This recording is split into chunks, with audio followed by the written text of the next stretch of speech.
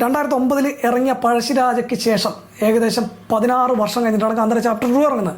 നമ്മളാണ് വിതച്ചത് ഒരു വടക്കൻ വീരഗാഥ പോലെ, ഗുരു സിനിമ പോലെ, ഒരു കാലാപ്പാനി പോലെ, ഒരു പഴശ്ശിരാജ പോലെ, ഒരു ഉറുമി പോലെ അത്തരം പിരി ഡ്രാമകളൊക്കെ മലയാളത്തിൽ ചെയ്യാൻ ഇനി നമുക്ക് എന്തുകൊണ്ട് രണ്ടാം മുഴുവൻ നമ്മുടെ ആളുകളെ വെച്ച് തന്നെ ചെയ്തുകൂടാന്നുള്ളൊരു ചോദ്യത്തിന് പുറത്താണ് ഈ ഒരു വീഡിയോ പോലും. ശേഷം 2011 ഉറുമി പോലൊരു സിനിമ, ഉറുമി സിനിമ കണ്ടവരുണ്ടെങ്കിൽ നിങ്ങളൊന്ന് കമന്റ് ചെയ്യണം, നിങ്ങൾ ഉറുമി സിനിമ നിങ്ങൾക്ക് തന്ന ഒരു സാറ്റിസ്ഫാക്ഷൻ. അങ്ങനെ നമ്മുടെ ലാലേട്ടന്റെ കയ്യിൽ നിന്ന് നമ്മുടെ കിഡിലൻ സംവിധായകനായ ഋഷഭ് ഷെട്ടിയിലേക്ക് രണ്ടാം മുഴുവൻ സിനിമ എത്തപ്പെട്ടിരിക്കുകയാണ്.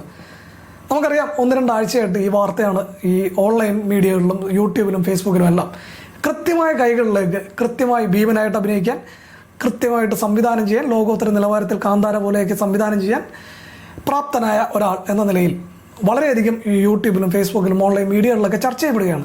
നമുക്കറിയാം രണ്ടാം മുഴുവൻ MT വാസുദേവൻ നായരുടെ ഒരു സ്വപ്ന പദ്ധതിയായിരുന്നു. ആ ഒരു സിനിമ കൃത്യമായ കൈകളിലേക്ക് എത്തപ്പെട്ടു എന്നുള്ള രീതിയിൽ വളരെയധികം ചർച്ച ചെയ്യപ്പെടുന്നതും ട്രോളുന്നതുമെല്ലാം മലയാളികളാണ്.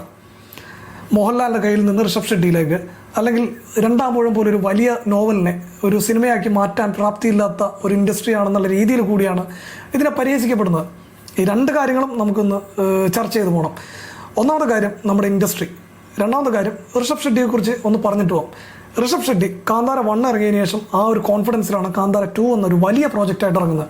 കാന്താര 1 വലിയ സക്സസ് ആയി, അത് പാൻ ഇന്ത്യൻ ലെവലിലും ലോകോത്തര നിലവാരത്തിലും അത് ഷൂട്ട് ചെയ്യുകയും അത് വളരെയധികം ചർച്ച ചെയ്യപ്പെട്ട ഒരു സിനിമ, ഒരു കന്നഡ സംസ്കാരവുമായി ചേർന്ന് നടക്കുന്ന ഒരു സിനിമ. ആ ഒരു സിനിമയുടെ കോൺഫിഡൻസിലാണ് അത്രയും ബഡ്ജറ്റ് മുതൽ മുടക്കി കാന്താര 2 ഇറങ്ങുന്നത്. അതുവരെ ഋഷഭ് ഷെട്ടി നമ്മുടെ മലയാള സിനിമ പ്രേക്ഷകർക്കെല്ലാം ഒരു സാധാരണ നടൻ മാത്രമായിരുന്നു.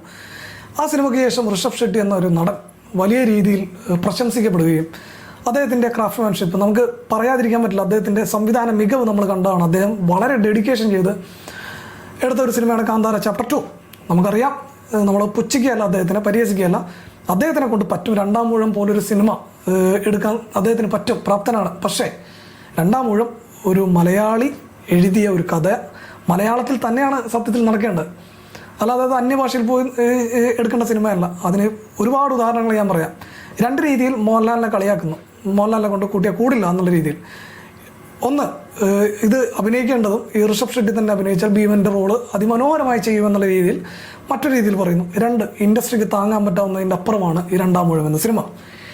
ചില കാര്യങ്ങൾ ഓർമ്മിപ്പിക്കാൻ വേണ്ടി കൂടിയാണ് ഞാൻ ഈ ഒരു ചാനൽ തുടങ്ങിയിരിക്കുന്നത്. 89 ഒരു വടക്കൻ വീരഗാഥ എന്നുള്ളൊരു സിനിമ ഇറങ്ങി. അത് നമ്മുടെ മലയാളത്തിലെ ഓഡിയൻസിന് മാത്രം, ഒരു വലിയ ചെറിയ മാർക്കറ്റിനെ മാത്രം ബേസ് ചെയ്ത് ഇറക്കിയൊരു സിനിമ. അതിനുശേഷം നമ്മുടെ കേരളത്തിൽ തന്നെ ഒരുപാട് പീരീഡ് ഡ്രാമകൾ ആ സമയത്തൊക്കെ ഇറങ്ങിയിട്ടുണ്ട്. അത് ഈ ഒരു ചെറിയ ഇൻഡസ്ട്രി മാത്രം വെച്ച്.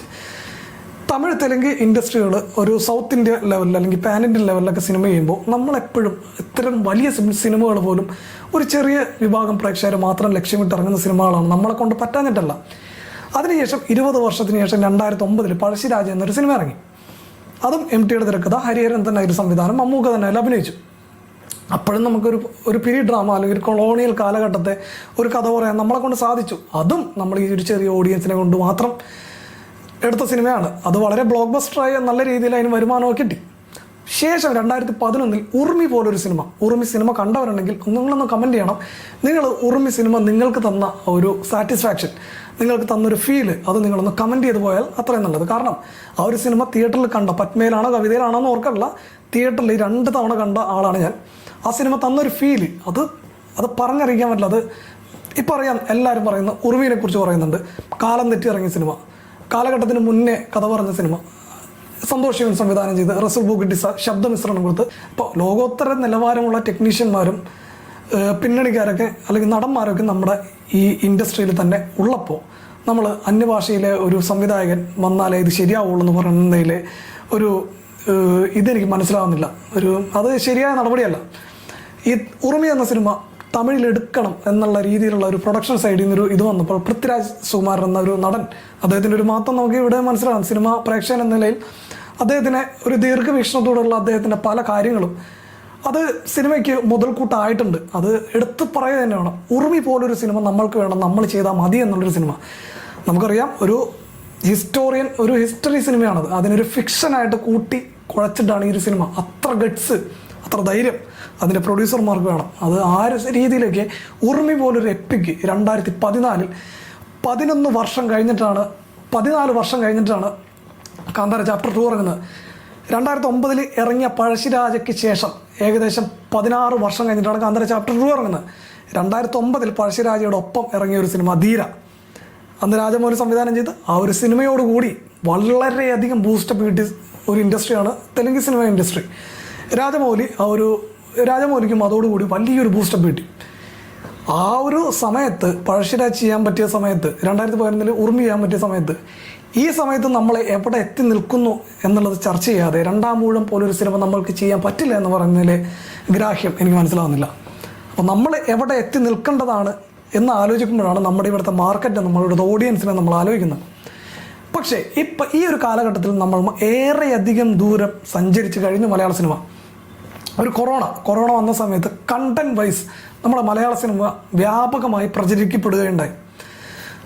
കണ്ടന്റ് വൈസ് നമ്മുടെ സിനിമകൾ വളരെയധികം എൻഗേജ്മെൻറ്റ് ഉണ്ടാക്കുന്ന സിനിമകളാണ്, വളരെയധികം ആസ്വദിക്കാൻ പറ്റുന്ന സിനിമകളാണെന്ന് ലോകം, ഇന്ത്യ മൊത്തം മനസ്സിലാക്കിയൊരു കാലം. അതിനുശേഷം നമ്മുടെ മഞ്ഞുമൽ ബോയ്സ് പോലുള്ള സിനിമകൾ തമിഴിലും, പ്രേമലു പോലുള്ള സിനിമകൾ തെലുങ്കിലും, പിന്നെ മിന്നൽ മുരളിയൊക്കെ ഓൾ ഇന്ത്യയിലുമൊക്കെ ഫേമസ് ആയി.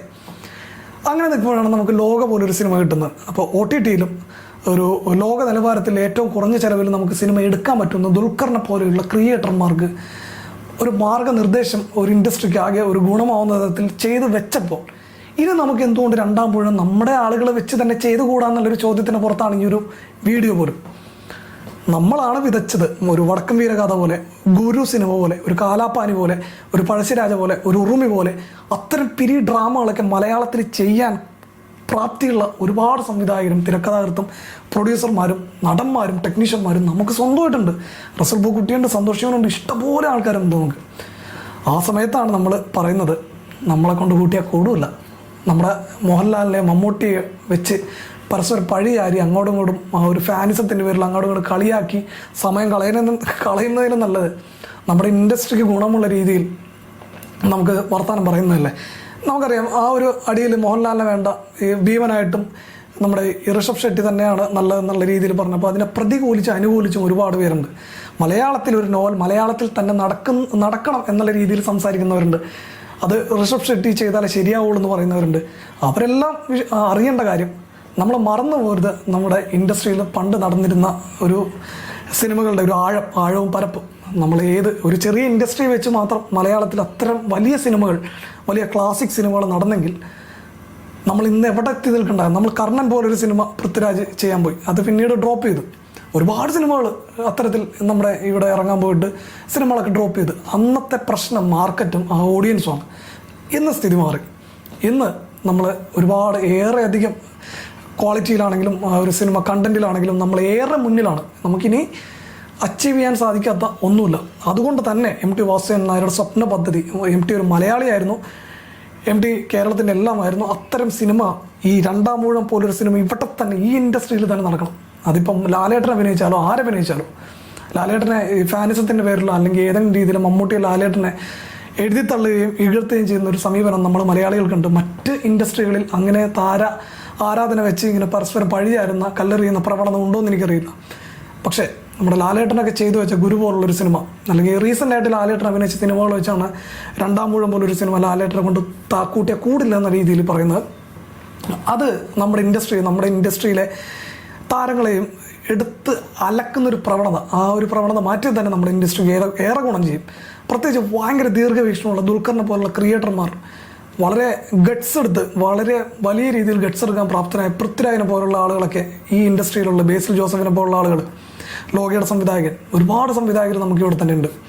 അവരെ നമ്മൾ ഉയർത്തിക്കൊണ്ട് വന്നിട്ടാണ് നമ്മൾ മറ്റുള്ളവരെ, മറ്റ് ഇൻഡസ്ട്രിയിലെ ആളുകളെ പൊക്കി പറയേണ്ടതെന്നാണ് എൻ്റെ അഭിപ്രായം. അപ്പോൾ ഇവിടെ തന്നെ ഉണ്ട്. നമുക്കറിയാം ഈ ഒരു ധീര പോലുള്ളൊരു സിനിമ പഴശ്ശിരാജ് ഇറങ്ങിയ സമയത്ത് ഇറങ്ങിയപ്പോൾ അതിൻ്റെ സംവിധായകൻ രാജമൗലി അതിനെ വേറൊരു തലത്തിലേക്ക് കൊണ്ടുപോവുകയും പിന്നീട് തെലുങ്ക് സിനിമ ലോകം തന്നെ മാറുകയും ചെയ്തു. ഒരു പരിവർത്തനം, ഒരു മാറ്റം ഒരു സിനിമയിലൂടെയൊക്കെ തന്നെ രാജമൗലി കൊണ്ടുവന്നപ്പോൾ സിനിമ ഇന്ത്യക്കപ്പുറത്തേക്ക് വളർത്താൻ സാധിക്കുമെന്നുള്ളതിന് തെളിവായിട്ട് ഒരുപാട് സിനിമകൾ അതിനെ തുടർന്ന് നമ്മുടെ ഇന്ത്യയിലുണ്ടായി.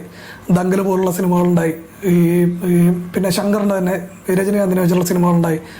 അത്തരം സിനിമകളൊക്കെ ഇൻഡസ്ട്രി മാറ്റാൻ ഉതകുന്ന തരത്തിലുള്ള സിനിമകൾ ചെയ്യാൻ കഴിയും എന്നുള്ള സമയത്ത് തന്നെയാണ് നമ്മുടെ സിനിമ എവിടെ എത്തി നിൽക്കുന്നു എന്നുള്ളത് നമ്മൾ ചിന്തിക്കേണ്ടത്. ലോക പോലുള്ളൊരു സിനിമ ഒരുപാട് ആളുകളെ രസിപ്പിക്കുകയും എൻഗേജ് ചെയ്യുകയും ചെയ്തൊരു സിനിമയാണ്.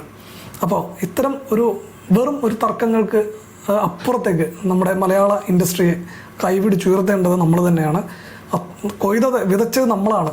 നമ്മളെവിടെ നിൽക്കുന്നു എന്നുള്ളതിലല്ല, ഇപ്പം നമ്മൾ ശരിയായ പാത്തിലാണ്. നമുക്കിനി കയറി വരാൻ പറ്റും. ഈ സിനിമകൾ കൊണ്ട് നമുക്ക് ഒരുപാട് നേട്ടങ്ങൾ ഉണ്ടാക്കാൻ പറ്റും. ഒരു വലിയ സിനിമകൾ, ഉറുമി പോലുള്ളൊരു സിനിമകൾ, ഫീൽ ചെയ്യാൻ പറ്റുന്ന സിനിമകളൊക്കെ ചെയ്യാനുള്ള പ്രാപ്തി നമുക്കായി. അതിനുള്ള മാർക്കറ്റും അതിനുള്ള OTT സപ്പോർട്ടെല്ലാം നമുക്കുണ്ട്. അപ്പോൾ നമ്മൾ ചെയ്യും. അതിൻ്റെ പേരിൽ നമ്മൾ മോഹൻലാലിനെയോ അല്ലെങ്കിൽ നമ്മുടെ ഇൻഡസ്ട്രിയോ തള്ളി പറഞ്ഞുകൊണ്ട് കാര്യമില്ല. ആ ഒരു വീഡിയോ മോഹൻലാലിനെയോ മമ്മൂട്ടിയോ തള്ളി പറയാൻ കാര്യം, ബ്രഹ്മയുഗം ഓസ്കാർ ലെവൽ അഭിനയം കാഴ്ചവെച്ച് നമുക്കറിയാം. ആ ലെവലിലൊക്കെ നോക്കുമ്പോൾ നമ്മുടെ നടന്മാർ, ഇത്ര വർഷം ഈ ഇൻഡസ്ട്രിയിൽ നിലനിന്നിരുന്ന നടന്മാരും ടെക്നീഷ്യന്മാരും സംവിധായകരൊക്കെ ഇവിടെ ഉള്ളപ്പോൾ ഒരു പുറത്തുനിന്ന് ഒരു അന്യഭാഷക്കാരൻ നമ്മുടെ രണ്ടാം ഊഴം പോലും ഒരു സിനിമ കൊണ്ടുപോകും. അതൊരു അൺഒഫീഷ്യൽ ആണെങ്കിൽ പോലും വെറുതെ ഇങ്ങനെയൊക്കെ പറയരുത്. നമ്മൾ ചെയ്യട്ടെ. നമ്മൾ മലയാളം സിനിമ, മലയാളം നോവൽ നമുക്ക് ചെയ്യാനുള്ളതാണ്. അത്രേ ഉള്ളൂ. അപ്പോൾ അടുത്ത വീഡിയോയിൽ കാണുന്നവരെ എല്ലാവർക്കും ബൈ.